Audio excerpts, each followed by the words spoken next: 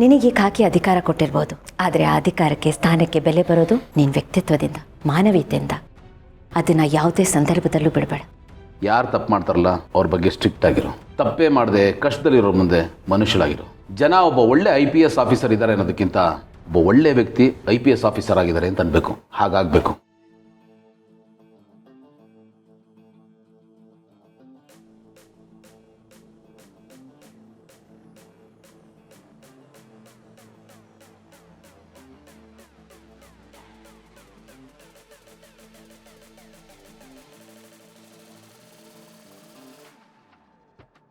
Excuse me. ಬನ್ನಿ.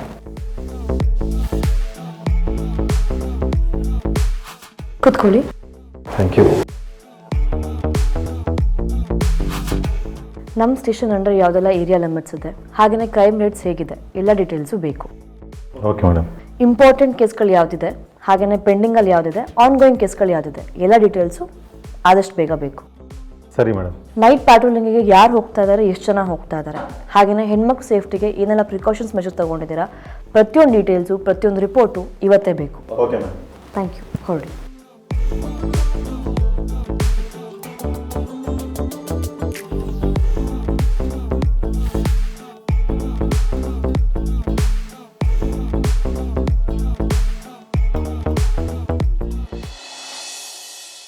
ಜೀವ ನಿಂತ್ಕೋ, ತಗೋ ಸ್ವೀಟ್ ತಿನ್ನ. ಏನಪ್ಪ ಇದು ಸ್ವೀಟ್ಸು?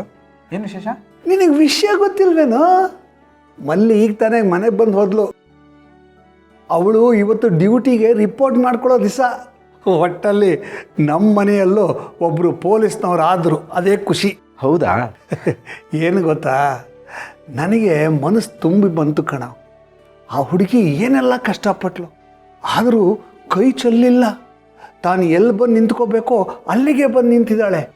ನಿಜಾಪ, ತುಂಬ ಖುಷಿ ವಿಷಯ. ಅಷ್ಟೇ ಅಲ್ಲ ಕಣೋ, ಅವಳು ಇವಾಗ ACP. ನಮ್ಮ ಏರಿಯಾಗೆ ಪೋಸ್ಟಿಂಗ್ ಆಗಿದೆ. ನಮ್ಮ ಏರಿಯಾನೇ ಅವಳು ಜೂರಿಸ್ಟಿಕ್ಷನ್ನು. ಇಲ್ಲೇ ಕೆಲಸ ಮಾಡ್ತಾಳೆ. ಇದು ಇನ್ನೂ ಖುಷಿ ಪಡೋ ವಿಷಯಪ್ಪ. ಹಾಂ, ಇನ್ಮೇಲೆ ನಮ್ಮ ಏರಿಯಾದಲ್ಲಿ ನಾವು ಹುಷಾರಾಗಿರಬೇಕು. ಯಾಕೆಂದರೆ ACP ನಮ್ಮ ಮನೆಯವರೇ. ಆದರೆ ನನಗೆ ಇದಕ್ಕಿಂತ ಖುಷಿ ಕೊಡೋ ವಿಚಾರ ಏನು ಗೊತ್ತಾ? ಏನಪ್ಪ? ಆ ಮಲ್ಲಿ ಎಷ್ಟೆಲ್ಲ ಕಷ್ಟಪಟ್ಟಿದ್ದಾಳೆ. ಆ ಜಯದೇವ ಅವಳಿಗೆ ಎಷ್ಟು ಟಾರ್ಚರ್ ಕೊಟ್ಟಿದ್ದಾನೆ. ಆದರೆ ಅವಳು ಅದನ್ನೆಲ್ಲ ದಾಟಿ ಇಷ್ಟೆಲ್ಲ ಸಾಧನೆ ಮಾಡಿದ್ರು. ತಾನು ಏನೇ ಆಗಿದ್ರೂ ಅದಕ್ಕೆ ಭೂಮಿ ಅಕ್ಕನೇ ಕಾರಣ ಅಂತ ಹೇಳ್ತಾಳೆ. ತಾನು ಸಾಧನೆ ಮಾಡಿದೆ ಅಂತ ಎಲ್ಲೂ ಹೇಳ್ಕೊಳ್ಳಿಲ್ಲ. ಹೌದಪ್ಪ, ಅವ್ರಿರೋದೇ ಹಾಗೆ. ಅದಕ್ಕೆ ಅವ್ರು ನಮ್ಗೆ ಹತ್ರ ಆಗಿರೋದು, ನಮ್ಮ ಮನೆಯವರಾಗಿರೋದು. ಇಷ್ಟೆಲ್ಲ ಬೆಳೆದ್ರು ಅವ್ರ ಇನ್ನೋಸೆನ್ಸ್ ಮಾತ್ರ ಕಳ್ಕೊಂಡಿಲ್ಲ. ಅದು ಹಾಗೇ ಇದೆ. ಅದು ನಿಜ ಕಣೋ. ನಾವು ಎಷ್ಟೇ ಎತ್ತರಕ್ಕೆ ಬೆಳೆದ್ರೂ ನಮ್ಮ ತನನ ಬಿಟ್ಕೊಡ್ದಿರೋದಿದೆಯಲ್ಲ, ಅದು ಬಹಳ ದೊಡ್ಡ ವಿಚಾರ. ಆದರೆ ಇದಕ್ಕಿಂತ ಹೆಚ್ಚಿಗೆ ಹೆಮ್ಮೆ ಯಾವ ವಿಚಾರ ಗೊತ್ತಾ ನನಗೆ? ಇದೆಲ್ಲದರ ಹಿಂದೆ ನಮ್ಮ ಭೂಮಿ ಇದ್ದಾಳೆ.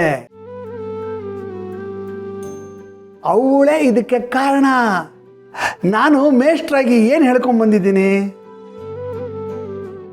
ನಮ್ಮಿಂದ ಇನ್ನೊಬ್ಬರ ಬದುಕು ಬದಲಾಗಬೇಕು, ನಮ್ಮಿಂದ ಇನ್ನೊಬ್ಬರು ಮೇಲ್ ಬರಬೇಕು, ಅದೇ ನಮ್ಮ ನಿಜವಾದ ಗೆಲುವು ಅಂತ. ಅದನ್ನು ನಮ್ಮ ಭೂಮಿ ಮಾಡಿ ತೋರಿಸಿದಾಳೆ ನೋಡು. ನಮ್ಮಿಂದ ಇನ್ನೊಬ್ಬರು ಬದಲಾದರೆ, ಅವ್ರ ಬದುಕು ಬದಲಾದರೆ ಅದು ದೊಡ್ಡ ಸಾಧನೆ ಜೀವ. ಅದನ್ನು ನಮ್ಮ ಭೂಮಿ ಮಾಡಿ ತೋರಿಸಿದಾಳೆ ನೋಡು ಜೀವ. ನಮ್ಮಿಂದ ಇನ್ನೊಬ್ಬರು ಬದುಕು ಬದಲಾದರೆ ಅದು ಒಂದು ದೊಡ್ಡ ಸಾಧನೆ. ಮಲ್ಲಿ ವಿಚಾರದಲ್ಲಿ ನಮ್ಮ ಭೂಮಿ ಆ ಕೆಲಸನೇ ಮಾಡಿದಾಳೆ. ಅಪ್ಪನಾಗಿ ಇದಕ್ಕಿಂತ ಹೆಮ್ಮೆ ಪಡೋ ವಿಚಾರ ಇನ್ನೇನೋ ಇದೆ.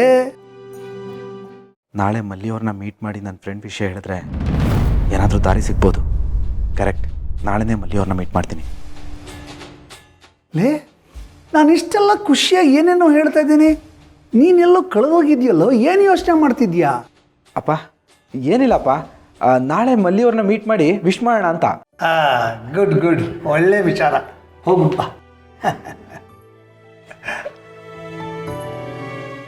ಮಹಿಮಾ ತಗೊಳಮ್ಮ, ಇನ್ನೊಂದು ಸ್ವೀಟು. ಅಯ್ಯೋ ನಿಮ್ಮ ಮತ್ತೆ ಬರಲಿಲ್ಲ, ನಾನು ಒಂಚೂರು ತಿನ್ಬೋದು, ತಗೋ. ಅಯ್ಯೋ ಮಾವ, ನೀವು ನನ್ನ ಡಯಟು ಹಾಳು ಮಾಡ್ತಾ ಇದ್ದೀರಾ. ಶೇರ್ ಮಾಡು. ಎಂಜಾಯ್.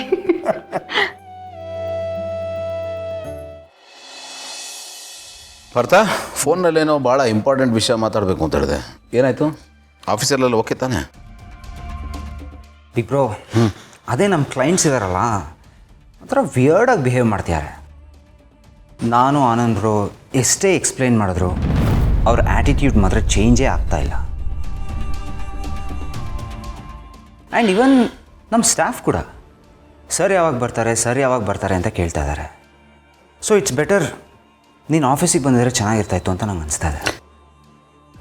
ನನಗೆ ಗೊತ್ತು ಪಾರ್ಥ, ಆಫೀಸ್ ಬಗ್ಗೆ ನನಗೂ ಟೆನ್ಷನ್ ಇದೆ. ಬಟ್ ನಾನು ಫುಲ್ ಟೈಮ್ ಆಫೀಸಿಗೆ ಬರೋಕ್ಕಾಗಲ್ಲ ಕಣ. ಏನಾದರೂ ಅರ್ಜೆಂಟ್ ಇದ್ದರೆ ನಾನು ಫೋನ್ನಲ್ಲೇ ಡಿಸೈಡ್ ಮಾಡ್ತೀನಿ. ಆ್ಯಂಡ್ ಮೀಟಿಂಗ್ ಇದ್ದರೆ ಬಂದು ಹೋಗ್ತೀನಿ. ಬಟ್ ರೆಗ್ಯುಲರಾಗಿ ಆಫೀಸಿಗೆ ಬರೋದು ಸ್ವಲ್ಪ ಕಷ್ಟ ಇದೆ. ಮನೆ ಪರಿಸ್ಥಿತಿ ಏನು ಅಂತ ನಿಮಗೂ ಗೊತ್ತು. ಭೂಮಿಕಾ ಅವ್ರು ಈಗ ತಾನೇ ಸ್ವಲ್ಪ ನಾರ್ಮಲ್ ಆಗ್ತಾ ಇದ್ದಾರೆ, ಎಲ್ಲದರಿಂದ ಹೊರಗೆ ಬರ್ತಾ ಇದ್ದಾರೆ. ಈಗ ಅವ್ರ ಜೊತೆ ನಾನು ಇರೋದು ಬಿಟ್ಟು ಇಡೀ ದಿವಸ ಆಫೀಸ್ ಕೆಲಸದಲ್ಲಿ ಮುಳುಗೋಗೋಕ್ಕೆ ನನಗೆ ಯಾಕೋ ಮನಸ್ಸು ಒಪ್ತಾ ಇಲ್ಲ ಕಣ. ಇಷ್ಟು ದಿವಸ ಭೂಮಿಕಾ ಅವರು ಬಹಳ ನೋವು ಅನುಭವಿಸಿದ್ದಾರೆ. ಈಗ ಅವ್ರ ಜೊತೆ ಸ್ವಲ್ಪ ಕಾಲ ಕಳಿಬೇಕು ಅಂತ ನನಗೆ ಆಸೆ ಆಗ್ತಿದೆ. ಆಫೀಸ್ ಬಿಡೋ, ಯಾವಾಗ ಬೇಕಾದರೂ ನೋಡ್ಕೋಬೋದು. ಬಟ್ ಈ ಟೈಮ್ ವಾಪಸ್ ಬರಲ್ಲ ಅಲ್ವಾ? ಬಿಗ್ ಬ್ರೋ, ನೀನು ಹೇಳೋದು ನಂಗೆ ಅರ್ಥ ಆಗುತ್ತೆ. ಅದಕ್ಕೆ ನಾನು ನಿಂಗೆ ಫೋರ್ಸ್ ಮಾಡ್ತಾಯಿಲ್ಲ.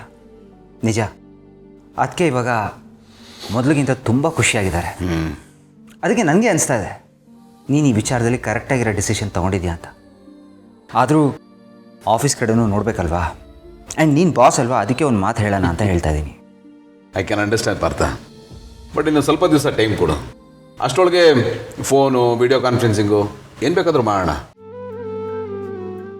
ಹೇಗಾದರೂ ಮಾಡಿ ಸಿಚುವೇಶನ್ನ ಹ್ಯಾಂಡಲ್ ಮಾಡಬೇಕು. ಬಟ್ ಈಗಲೇ ಆಫೀಸಿಗೆ ಬಾ ಅಂತ ಮಾತ್ರ ಕರಿಬೇಡ. ನನಗೆ ಭೂಮಿಕಾ ಅವ್ರನ್ನ ಬಿಟ್ಟು ಬರೋಕ್ಕಾಗಲ್ಲ ಕಣ. ಓಕೆ ಬಿಗ್ ಬ್ರೋ, ಆಫೀಸಲ್ಲಿ ಏನೇ ಪ್ರಾಬ್ಲಮ್ಸ್ ಇದ್ದರೂ ನಾವು ಹ್ಯಾಂಡಲ್ ಮಾಡ್ತೀವಿ. ನೀನು ಅದಕ್ಕೇನ ಚೆನ್ನಾಗಿ ನೋಡ್ಕೊ. ಬಟ್ ಎವ್ರಿ ಟೈಮ್ ನೀನು ಇದೇ ರೀಸನ್ ಕೊಡೋಕ್ಕಾಗೋದಿಲ್ಲ. ಇಲ್ಲಪ್ಪ. ಯಾಕೆಂದರೆ ನಮ್ಮ ಬಿಸ್ನೆಸ್ ಎಂಪೈರ್ ನಿಂತಿರೋದೇ ನಿನ್ನ ಸ್ಟ್ರಾಟಜೀಸ್ ಮೇಲೆ. ಆ್ಯಂಡ್ ನಮ್ಮ ಕಂಪ್ನಿಗೆ ನಿನ್ನ ಅಗತ್ಯ ಇದೆ ಮ್ಯಾನ್. ಗೊತ್ತಪ್ಪ, ಗೊತ್ತು ಪಾರ್ಥ. ತಗೋ, ಈ ಶರ್ಮಾ ಆ್ಯಂಡ್ ಕಂಪನಿದು ಫೈಲ್ಸ್ ಎಲ್ಲ ನೋಡಿದೆ, ಸರಿಗಿದೆ. ಇದನ್ನು ಅವ್ರಿಗೆ ತಲುಪಿಸ್ಬಿಡು. ನಾನು ಅವ್ರಿಗೆ ಫೋನ್ ಮಾಡ್ತೀನಿ ತಗೋ. ಸರಿ ಬಿಗ್ ಬ್ರೋ. ಓಕೆ, ಬಾಯ್. ಬಾಯ್.